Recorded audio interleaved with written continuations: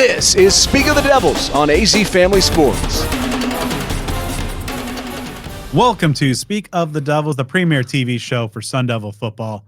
I'm Brad Denny with 3TV. And I'm Joe Healey with DevilsDigest.com. Joe, the Sun Devils had their season on the brink, and they were heading on the road to a frigid, windy, rainy Ames, Iowa, to face off against a Cyclone team that was looking for some revenge.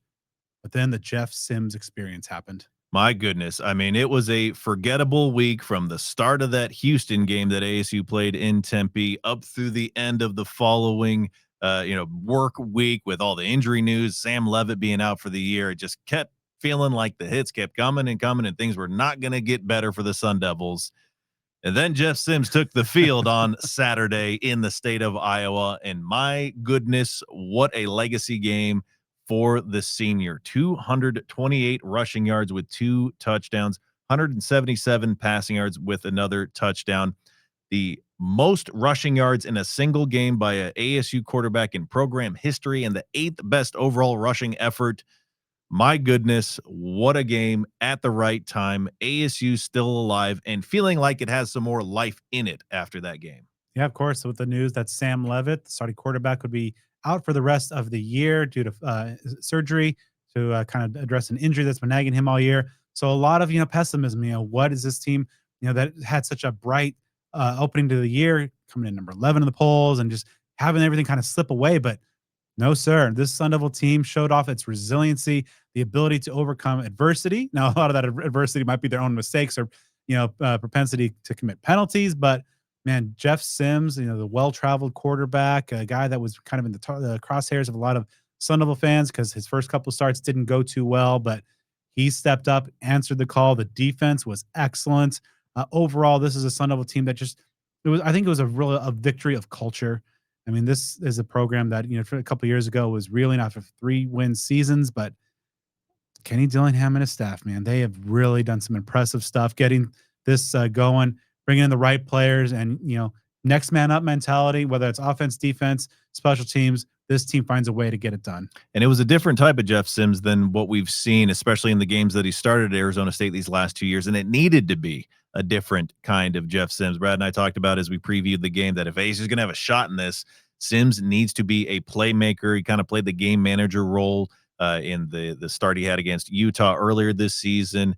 And against Cincinnati last year. But, man, this was far from a game manager role. 400-plus yards of total offense, the Big 12 Player of the Week, and the AP National Player of the Week. Heck, his jersey is now hung in ASU's Hall of Fame because of a wonderful idea on Twitter that, the banged up and I don't know if it was bloodied or just discolored and grass stained and beaten up jersey that he had. You don't want to clean that up. You want to remember that moment. So yeah, that is hanging in those hallways now. Yeah. And we also have got to give a tip of the cap offensively to an offensive line that I've certainly been very critical of this year, and they're playing without their best lineman and Ben Coleman for the last couple of weeks as he's out for the year. They've been mixing and matching, starting true freshman Makai Stewart at left guard. The pass protection all year has been kind of faulty, inconsistent at the point of attack. But, man, they really stepped it up against a pretty good Iowa State defense. They did not allow a sack, and they paved the way for 290 yards rushing, obviously 228 by Jeff Sims. But just really kind of answering the bell there. They were recognized collectively by the conference as the Big 12 offensive line of the week. And really just these are the moments. And, again, this is a culture win that – a lot of these guys weren't starters when the season began or are playing different positions. But when their number was called and when the team needed them most, they responded. And another shout out due to ASU's outstanding tight end, Shimon Mateer, tied his collegiate career high with 6 receptions, set a collegiate career high with 68 receiving yards, and added a touchdown there.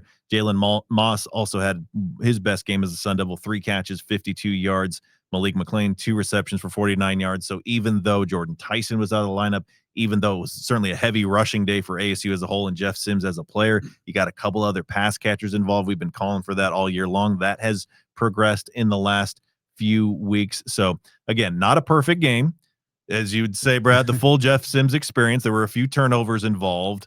Penalties were happening all over the place. Special teams remained an issue. the defense stretched thin up until the end there, and Iowa State had the ball in position to be able to score and win the ball game, but ASU stood tall. So though there were many tense moments, and it wasn't over until it was over, you just have to tip your cap and be very proud of what ASU was able to do, especially in the wake of such devastating injury news. They rallied the troops and really got it together for a huge, huge ball game that keeps ASU in the fight to defend its Big 12 title. Yeah, you mentioned just some of the issues. ASU, continues to make things much harder on themselves than need be. But 119 penalty yards the most in like 4 years or something. But yeah, they were, no matter whether it was the opponent or themselves, they responded well to that adversity. You got to shout out that defense that really just clamped down. Despite the turnovers, they limited the damage off of those, and really when in crunch time held Iowa State to just 3 points in that second half. That'll work. That'll play. And was excellent on third down, 2 of 14 for that Cyclone offense, and especially in crunch time. And you mentioned in that final drive, making the stand, holding that ball carrier on that ultimate fourth down play, just under a yard short, getting that ball back to secure the win. Just top to bottom, it just again a win for Sun Devil culture. And another win. Good news to come out of the game from the other side of things. Obviously, everybody happy to see tight end Benjamin Bramer from Iowa State after that really, really scary moment of collapsing on the field. That it seemed like everything was, ultimately okay. That Yep. we've seen that on the football field before, and that's a very serious, very scary thing. So that's very, very positive news for that to have, worked itself out in a positive way. So ASU now has 6 wins, bowl eligible, and will certainly, and then now in a bye week they'll get time to rest up a little bit, but no rest for the ASU basketball team as they tip off their season this week. So after the break, we'll be talking to Hod Rabino to get a season preview. Now focusing on this season, ASU, of course, was picked dead last, 16th in the preseason Big 12 media poll. Funny they do a preseason poll for basketball, but not one for football. What's your take on that? Do you think that that's a good fit for them? Is that kind of exemplary of what this program's about this year? Or do you think that they can surprise some people? Well, Joe, if they screw up this basketball poll like they screwed up football last year, they might do away with this poll too, and folks in Tempe would be pretty happy about that. But look, I can't blame the writers for choosing them to be dead last in the preseason poll. I mean, I think when you talk about Bobby Hurley now working without a contract extension, you're talking about a brand new team, and that's not being hyperbolic. It's a brand new team. There's just way too many unknowns in one of the toughest conferences in America to think that ASU could be middle tier or towards the bottom tier rather than dead last. So in terms of that preseason prediction, and again, I know what happened with football last year, but that's a total different animal. So I really can't blame the writers for thinking that way. ASU on their end, they have nowhere to go but up. It seems that it really definitely planted that chip on the shoulder as you expect them to. We'll see if that chip on the shoulder is followed by good play and helping ASU finish in a respectable place in the Big 12. But when it comes to having so many unknowns and trying to mesh together and get the cohesiveness going, the Big 12 is not a conference to wait for all that to happen. And again, when ASU had a much stronger team last year, we saw how poorly they did. So now having a team that on paper is weaker, some will say much weaker than last year, the prospects of this ASU team in a conference like the Big 12 is certainly reflected in the preseason poll. You touched on it earlier, and that Bobby Hurley was not extended, and kind of the expectation here is that he's a lame duck coach, or very close to fighting for his job. How much do you think that Coach Hurley's status is having an impact on this program, perhaps on and off the court? Well, look, I mean, I think in terms of impact as far as the players that he brought in, Bobby Hurley said that he went international because it's cheaper on the NIL end, and sure, there's some merit to that. But I also think that because of his tenure status, it was easier to lure players from overseas rather than domestically. Now, to his credit, I think he got one of the steals in the transfer class in point guard Mo Odom. But there is a quote unquote caveat to that. Odom grew up in the Bronx. He's a point guard. He idolizes point guards. And across the Hudson River, he knows about one Bobby Hurley back in the early '90s, being the two-time champion with Duke, and some will say to this day the best point guard in all of college basketball history. So that's something that actually does help Bobby Hurley, regardless of the tenuous ground that he's on. And there's some very interesting players I think that he did bring into the fold. But in terms of just really luring the quote unquote big fish, whether it be a 5 or 4 star transfer or a 4 or 5 star freshman, that definitely was not going to happen with Bobby Hurley's status. In terms of off the court, I think that the NIL funds that the program has are definitely limited compared to what they were last year. And last year, again, you brought 2 5 star freshmen, so the NIL, even though it didn't come in the avenue everybody expected it to come, it still was there. And I think that just a lot of the big boosters are more skimpier with NIL contributions. It's probably harder, I should say, to land NIL deals just when you have the status of the program being what it is. We'll see if Bobby Hurley comes out of this season really doing much more with less. Compared to last year, which is really doing less with a lot more. All right, so you mentioned it. It's been the big storyline throughout the offseason. This is a pretty much top to bottom a brand new roster. Now, obviously, we'll see how things play out in the coming weeks, and some surprises may happen. But as of right now, as we head into the season opener tomorrow night, who do you think are some of the best bets to kind of emerge as some of the go-to players in this 2026 Sun Devil team? Yeah, I mentioned Mo Odom, a point guard transfer from Pepperdine. He was fourth in the nation in assists last year, and Pepperdine wasn't a stellar team in a stellar conference or anything like that. So I think getting a very good point guard to replace Austin Mason, who in my opinion was outstanding last year for the Sun Devils, especially under the circumstances, was definitely a big get for the Sun Devils. In terms of other transfers, I think one of the pleasant surprises is a 6'10" sophomore forward from the University of San Diego. From the University of San Diego, his name is Santiago Troet. He's somebody that only averaged 8.7 and 6.8 rebounds for a not great University of San Diego team, but in the preseason and exhibition games, he's showing that he could be a very strong forward for them. And by the way, this is the longest team that Bobby Hurley has had during his tenure. 8 players are listed at 6'8" or taller. So all the issues with rebounding and rim protection that we've seen for many of the Bobby Hurley squads, at least on paper, that should not happen this year for the Sun Devils. Another player to look out for is 6.2 senior guard Anthony Pig Johnson, and he's an NAIA player, and was one of the best ones in that level last season. He definitely opened a lot of eyes when he scored 27 points in an exhibition game against Texas A&M. So maybe coming into the season, you figured he might be a good bench player, but now he might be a really significant contributor, especially in light to the most significant injury that ASU suffered so far, and that's a junior guard by the name of VJ Wallace, who was really the truest wing, small forward, if you will, player for the Sun Devils, and he had a nasty injury during an exhibition game, and unfortunately is gone for the year. So if a guy like Anthony Pig Johnson can fill those shoes, I think that can really go a long way for ASU to really try and possibly surprise this year. So when you look at this team and so many new pieces, maybe hard to project, but what do you think could be some of the strengths of this year's team?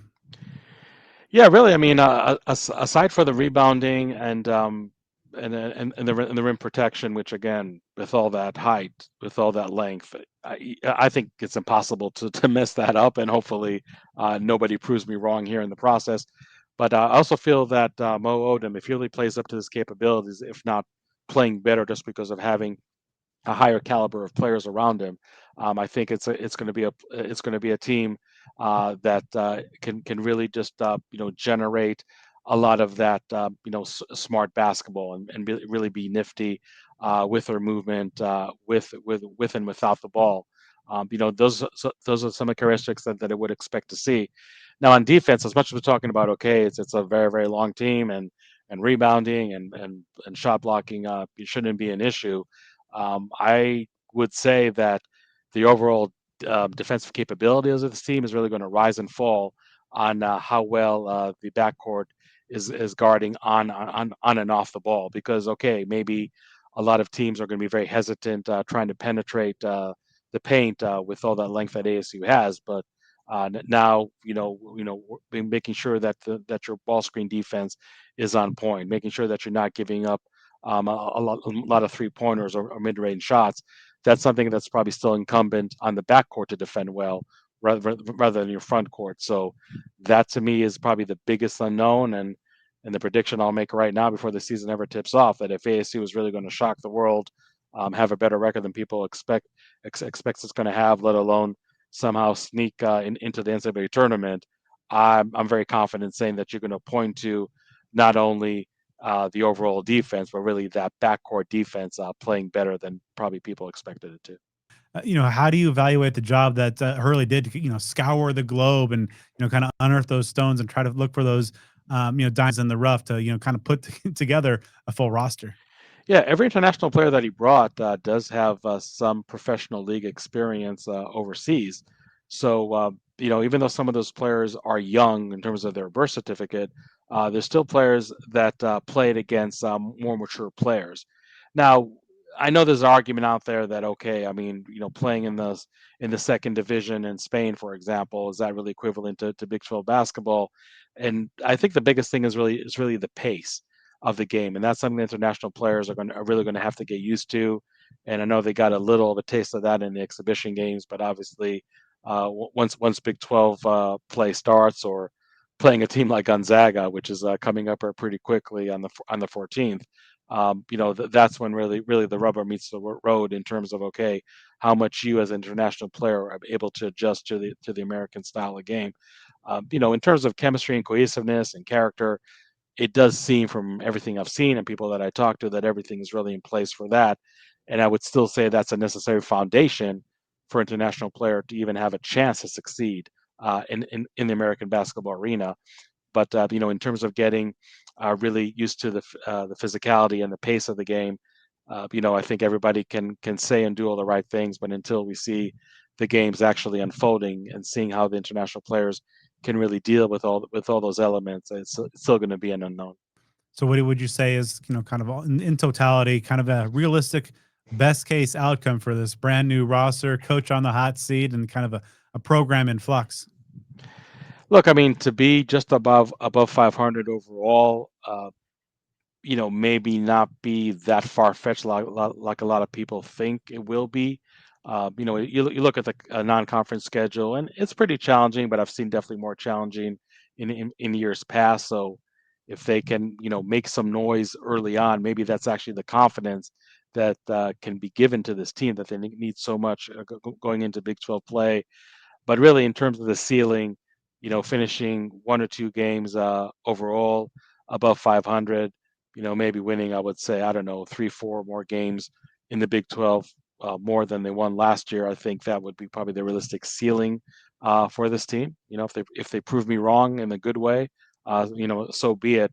But again, there's just really just a lot of unknowns, and again, when you bring into so many international players into the fold, in terms of the on-court acclimation, which right now everything is going as well as can be expected, but once the games start, how much of an uphill battle is that going to be for those players? That is just a huge question mark. If it's answered successfully, we might see a surprising season from the Sun Devils. Welcome back to Speak of the Devils. And as y'all know by now, when we're previewing a game, we talk all about the opposing team and we give 3 keys to the game and then our scoreboard predictions. Now, there's no ball game for ASU coming up this weekend, but you know what? Old habits die hard. So what we're going to do is we're each going to break down 3 keys that we have for this last stretch of the season. What does ASU need to do to be successful? Because there are a lot of opportunities for ASU to win some ball games as they wrap up the regular season. The first one for me is ASU just needs to be consistent. I know that sounds simple and it's not, but these last 4 games going from the highs and lows, the lows of Utah after a bye week, the incredible high of Texas Tech, way down low for Houston, way up high for Iowa State. We just can't have that roller coaster going up and down because that would put you at a stop that's down because ASU was just up, and we don't want that to happen. So let's get some consistency. For me, it's to find that and maintain that balance on offense. Against Iowa State with Jeff Sims leading the way and kind of finally unleashed a little bit. We saw the ground game get going, but what really kind of intrigued me the most was the ability to strike downfield. They had some big time connections in the passing game. Jalen Moss, Shimon Mate, or Malik McLean. Jaron Hamilton's there with his speed.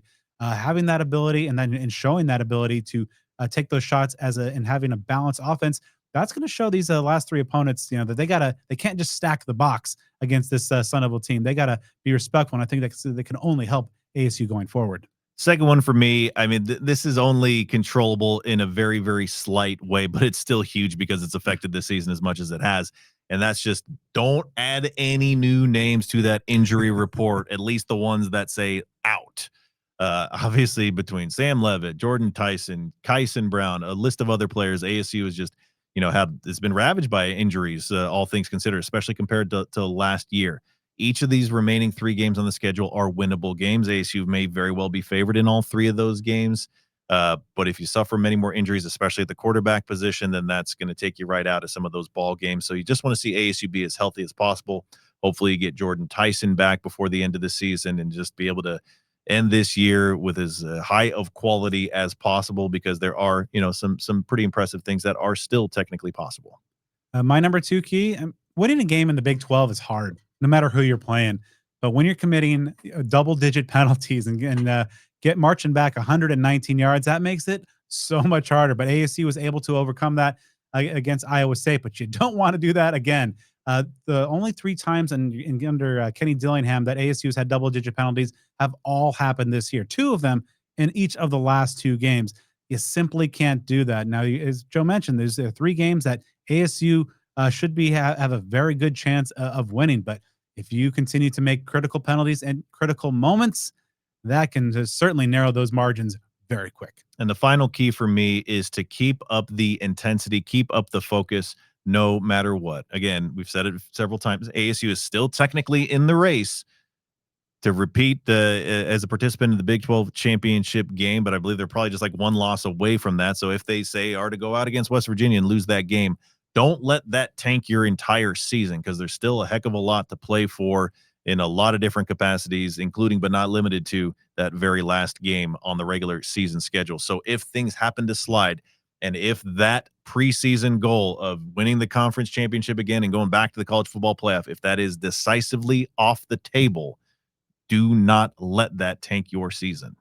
For me, my 3rd and final key is you have to be better on special teams. Now, this far into the season, you are what you are. ASU special teams, outside of the kicking of Jesus Gomez, has really been a below average, if not an outright disaster in certain areas. Your punters hurt. Your coverage units haven't been great. And you can continue, to my previous point, to get flagged a few times per game for some penalties that really bring things back. Jack Nudo, the interim special teams coordinator, he was elevated last week. He's got his plate full and his hands full, but there is a time with this bye week, perhaps being at a good time, that ASU can finally have some improvement there. Because in those margins, penalties, special teams, those are things that can help be the difference between a win and a loss. Maybe a potential 8 or 9, maybe even a 10-win season, and just get into a bowl. But a lot of things to do in the coming weeks. And Joe and I will be back next week here on Arizona's Family Sports as we preview ASU's homecoming date against the West Virginia Mountaineers.